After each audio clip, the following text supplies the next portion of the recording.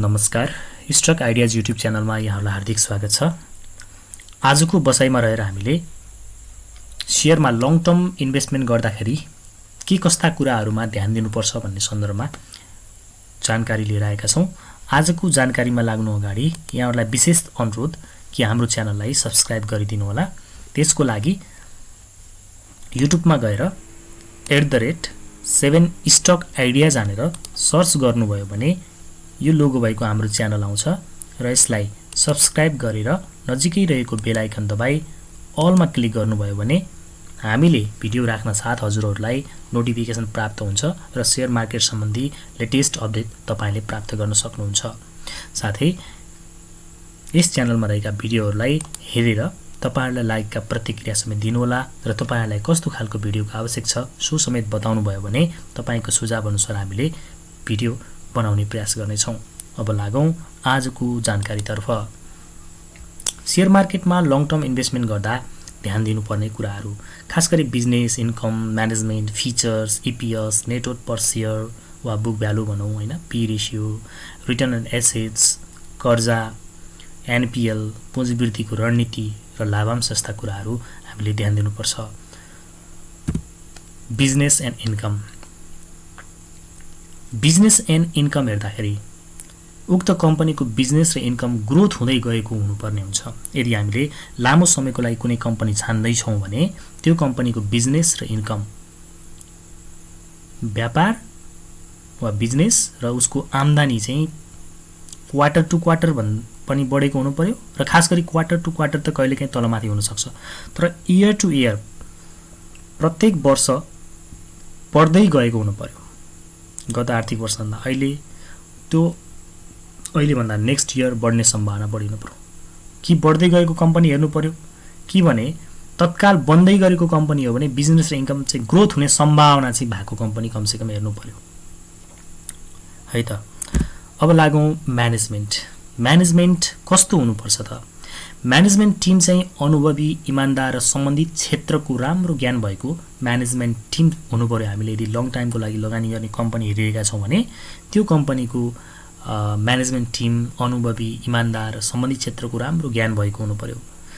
समयमा उक्त कम्पनीको चाहिँ के हुनु पर्यो, साधारण सभा गर्ने गरेको हुनु पर्यो, रिपोर्ट समयमा प्रकाशित गर्ने गरेको हुनु पर्यो र कम्पनीभित्र भ्रष्टाचार हुनु भएन, भ्रष्टाचारको गन्ध आउनु भएन, कम्पनी सुशासनयुक्त हुनु पर्यो र कम्पनीले चाहिँ डिफ्रेन्ट बिजनेस पोलिसीहरू लन्च गर्ने खालको हुनु पर्यो। बेला बेलामा डिफ्रेन्ट बिजनेस पोलिसीहरू लन्च गर्दै गयो भने न त्यो कम्पनीले चाहिँ आफ्नो बिजनेस ग्रोथ गर्न सक्छ। त्यो हिसाबले चाहिँ हामीले लङ टर्मको लागि यदि कम्पनी हेर्दैछौँ भने म्यानेजमेन्टका यी कुराहरू चाहिँ ध्यान दिनुपर्छ। त्यसैगरी फिचर्स कस्तो हुनु, फरक विशेषता भएको कम्पनी हामीले रोज्यौँ भने हामीलाई भनौँ न लङ टर्ममा चाहिँ राम्रो रिटर्न गेन गर्न चाहिँ मद्दत गर्छ। किनभने एउटै विशेषता भएका धेरै कम्पनी छन् भने त्यसका चाहिँ के हुन्छ नि त भन्दा कम्पिटिटर एकदम धेरै भएको भनौँ न एउटै विशेषता भएका कम्पनी धेरै भएपछि त कम्पिटिटर धेरै हुन्छ, तर यदि त्यही बीचमा पनि कुनै फरक विशेषता भएर त्यो कम्पनी आइरहेछ भने त्यो कम्पनीको बिजनेस ग्रोथ हुने सम्भावना राम्रो हुन्छ। ईपीएस, अर्निङ पर शेयर, प्रति शेयर आम्दानी चाहिँ कमसेकम 20 रुपैयाँ भन्दा माथि भएको कम्पनी हामीले चाहिँ रोज्नुपर्छ यदि लङ टर्मको लागि कम्पनी खोजिरहेका छौँ भने। त्यसैगरी नेटवर्थ पर शेयर अथवा बुक भ्यालु चाहिँ कमसेकम फेस भ्यालु भन्दा बढी भएको हुनु पर्यो, अर्थात् फेस भ्यालु भन्दा कम यदि बुक भ्यालु छ भने त्यस्तो कम्पनीमा हामी लङ टर्मको लागि लगानी गर्नको लागि भनेर गइयो भने हामी फस्छौँ। कमसेकम फेस भ्यालु भन्दा त माथि हुनु पर्यो, तर फेस भ्यालु भन्दा अलिकति माथि मात्रै होइन। सम्बन्धित सेक्टरमा चाहिँ अन्य कम्पनीहरूको भन्दा त्यो कम्पनीको बढी हुनु पर्यो। सेक्टर वाइज हामीले कम्पेयर गरेर हेर्दाखेरि त्यो सेक्टरका अन्य चाहिँ कम्पनीहरू चाहिँ कति छ त, मतलब त्यो सेक्टरको चाहिँ हामीले धेरै नेटवर्थ भएको चाहिँ कम्पनी रोज्नु पर्यो, उच्च नेटवर्थ भएको कम्पनी हामीले रोज्नु पर्यो। त्यसैगरी पी रेशियो चाहिँ हामीले 15 भन्दा कम भएको कम्पनी रोज्नु पर्यो लङ टर्मको लागि यदि लगानी गर्दैछौँ भने। त्यसैगरी रिटर्न अन एसेट्स चाहिँ सम्पत्तिमा प्रतिफल भन्छ नेपालीमा, सम्बन्धित सेक्टरमा अन्य कम्पनीको भन्दा उच्च भएको चाहिँ रोज्नु पर्यो, अर्थात् आरओए चाहिँ उच्च भएको कम्पनी हामीले रोज्नुपर्छ यदि लङ टर्मको लागि लगानी गर्ने हो भने। त्यसै कर्जा, लोन चाहिँ एकदम कम भएको कम्पनी हामीले रोज्ने, खास गरी यो हाइड्रो पावर सेक्टर कम्पनी यदि रोज्दैछौँ भने हामीले लोन कम भएको हाइड्रो पावर चाहिँ कम्पनी रोज्नुपर्ने हुन्छ। एनपीएल नन पर्फर्मिङ लोन अथवा यसलाई चाहिँ निष्क्रिय कर्जा भनिन्छ। यो एनपीएल चाहिँ 5% भन्दा कम भएको हुनुपर्छ यदि लङ टर्मको लागि हामीले कम्पनी खरिद गर्दैछौँ भने। त्यसैगरी पुँजी वृद्धिको रणनीति, उक्त कम्पनीले चाहिँ पुँजी वृद्धिको लागि कस्तो रणनीति लिन्छ त? राइट सेयर चाहिँ दिएर पुँजी वृद्धिको रणनीति लिएर हुन्छ कि बोनस सेयर दिएर चाहिँ पुँजी वृद्धिको रणनीति ल्याएको हुन्छ त भन्दा हामीले चाहिँ यदि रोज्ने हो भने राइट सेयर भन्दा बोनस सेयर दिने खालको कम्पनी चाहिँ पुँजी वृद्धिको लागि चाहिँ राइट भन्दा बोनस सेयर दिन्छ भने त्यस्तो कम्पनीलाई हामीले रोज्ने हो। किन राइट सेयर त किन्नुपर्ने हुन्छ, बोनस सेयर त ट्याक्स मात्रै तिरेर चाहिँ हामीले प्राप्त गर्न सक्छौँ। त्यो हिसाबमा चाहिँ राइट सेयरमा बढी प्राथमिकता दिने भन्दा बोनस सेयरलाई बढी प्राथमिकता दिने कम्पनीलाई रोज्नु पर्यो। पुँजी वृद्धि गर्दा उसले कस्तो खालको रणनीति लिइरहेछ त हामीले हेर्ने, उसको हिस्ट्री हेर्न सक्छौँ। उसले चाहिँ राइट सेयर दिँदै दिँदै पुँजी वृद्धि गरिरहेको अवस्था छ कि निरन्तर रूपमा बोनस सेयर दिएर उसले पुँजी वृद्धि गर्दै गइरहेको छ त? किनभने बिजनेस ग्रोथ हुँदै जाँदाखेरि त पुँजी वृद्धि गर्नैपर्ने हुन्छ।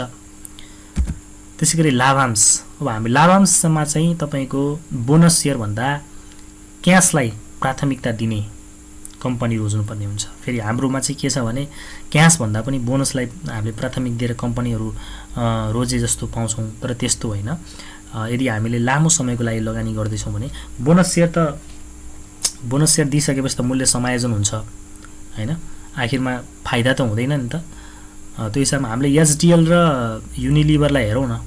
युनिलिभरले क्यास दिन्छ 1600-1400% क्यास दिन्छ। एचडिएल हिजोका दिनमा 100% पनि बोनस सेयर दियो। आज एचडिएल कुन अवस्थामा छ र युनिलिभर कहाँ पुगेको छ, त्यसबाट पनि हामीले सहजै अनुमान गर्न सक्छौँ कि बोनस सेयरभन्दा क्यास धेरै राम्रो हो। क्यास त हामीले प्राप्त गर्छौँ नि त, बोनस सेयर त त्यहाँ आउँछ, मूल्य समायोजन हुन्छ। भोलिका दिनमा चाहिँ त्यसले राम्रो बिजनेस ग्रोथ गर्न सकेन भने त कम्पनी थला पर्दै गयो भने त मूल्य एकदमै तल आउँछ नि त। अहिले भर्खरै हामीले मार्केटमा देखिरहेछौँ नि त होइन, राइट सेयरले पुँजी वृद्धि भएका कम्पनीको हालत के छ अहिले। निरन्तर रूपमा चाहिँ बोनस सेयर दिँदा पुँजी वृद्धि भएका कम्पनीको हालत के छ होइन, त्यो देखिरहेछौँ नि त बजारमा। त्यो हुनाले हामीले चाहिँ लामो समयको लागि यदि लगानी गर्ने हो भने बोनस सेयरभन्दा क्यास दिने कम्पनी 15-16% हेर्नुहोस् त, 1200-1000% चाहिँ क्यास डिभिडेन्ड दिइरहेछ युनिलिभरले। मूल्य कहाँ छ? 3000-3500 पनि पुग्यो। त्यो हिसाबमा चाहिँ हामीले त्यस्तो खालको कम्पनी रोज्नुपर्छ। प्रत्येक आर्थिक वर्षमा निरन्तर लाभांश दिने खालको हुनुपर्छ। लाभांश चाहिँ कहिले एकदम धेरै दिने, कहिले 100% लाभांश दिने, कहिले दिँदै नदिने, त्यस्तो खालको कम्पनीको भरोसा हुँदैन। निरन्तर रूपमा सकेसम्म एउटै रेसियोमा वा निरन्तर रूपमा दिइरहेको छ, रेसियो बिस्तारै बिस्तारै बढाउँदै पनि लगिरहेको छ, बिजनेस बढ्दै जाँदा भने त्यस्तो कम्पनीमा हामीले चाहिँ लङ टर्मको लागि लगानी गऱ्यौँ भने घाटा हुँदैन अथवा चाहिँ राम्रो प्रतिफल हामीले हासिल गर्न सक्छौँ। हस् त साथीहरू, आजको बसाइमा हामीले सेयरमा चाहिँ लङ टर्म इन्भेस्टमेन्ट गर्दैछौँ भने के कस्ता कुरामा ध्यान दिने भन्ने जानकारी लिएर आयौँ। तपाईँलाई आजको जानकारी कस्तो लाग्यो? कृपया जस्तो लाग्यो त्यस्तै प्रतिक्रिया दिनुहोला। साथै हाम्रो च्यानललाई सब्सक्राइब गरी नजिकै रहेको बेल आइकन दबाई अलमा क्लिक गर्नुहोला, ताकि हामीले भिडियो राख्न साथ तपाईँलाई नोटिफिकेसन प्राप्त होस्। र हाम्रा भिडियो हेरिसकेपछि तपाईँलाई लागेको प्रतिक्रिया दिनुहोस् र तपाईँलाई कस्ता खालका भिडियो बनाइदिए हुन्थ्यो भन्ने छ त्यो पनि कमेन्टमा लेखिदिनु भयो भने हामीले डाटा खोजेर तपाईँले चाहेअनुसारको भिडियो बनाउने प्रयास गर्नेछौँ। हस् त, भिडियो हेर्नुभयो यसका लागि धेरै धन्यवाद दिँदै आजको बसाइबाट छुट्छु। तपाईँको समय शुभ रहोस्। शुभ